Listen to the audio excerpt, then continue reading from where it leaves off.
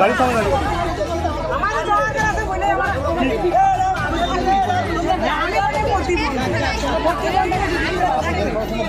ফের ক্ষোভের মুখে বিদায়ী সাংসদ তৃণমূলের শতাব্দী রায়। এবার বীরভূমের সাঁইথিয়া থানার বাতাসপুর গ্রামে ক্ষোভের মুখে মেজাজ হারান বীরভূমের তৃণমূল প্রার্থীর শতাব্দী।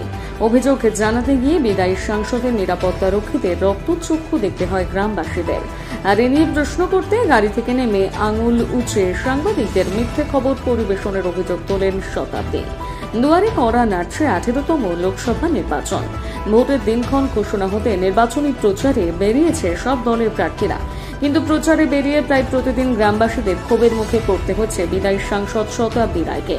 3 বারের সাংসদকে শুনতে হচ্ছে রাস্তাঘাট, পানীয় জল, বাড়ি না পাওয়ার অভিযোগ। একের পর এক ক্ষোভের মুখে মেজাজ হারাচ্ছেন শতাব্দী। গ্রামবাসীদের ক্ষোভে জর্জরিত তৃণমূল প্রার্থী সব দোষ চাপাচ্ছেন সাংবাদিকদের উপর। তার কথায় সাংবাদিকরাই মিথ্যে খবর পরিবেশন করছেন।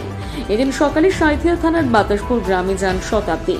গ্রামবাসীরা তার গাড়ি থামিয়ে না পাওয়ার ক্ষোভ প্রকাশ করতে থাকেন। সংবাদ মাধ্যমে সেই ছবি ক্যামেরা বন্দী করায় রেগে গাড়ি থেকে নেমে নিজের ক্ষোভ উগরে দেন শতাব্দী। কিন্তু সাংবাদিকদের প্রশ্নের কোনো উত্তর দেননি তৃণমূলের তারকা প্রার্থী। শুধু বলেন, আপনারা মিথ্যে খবর পরিবেশন করছেন, কেউ ক্ষোভ বিক্ষোভ দেখায়নি, আপনারা পরিকল্পিত খবর করে আমার বদনাম করার চেষ্টা করছেন।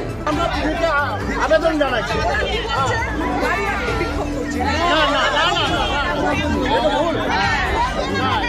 কি বলা হলো, কি বললো?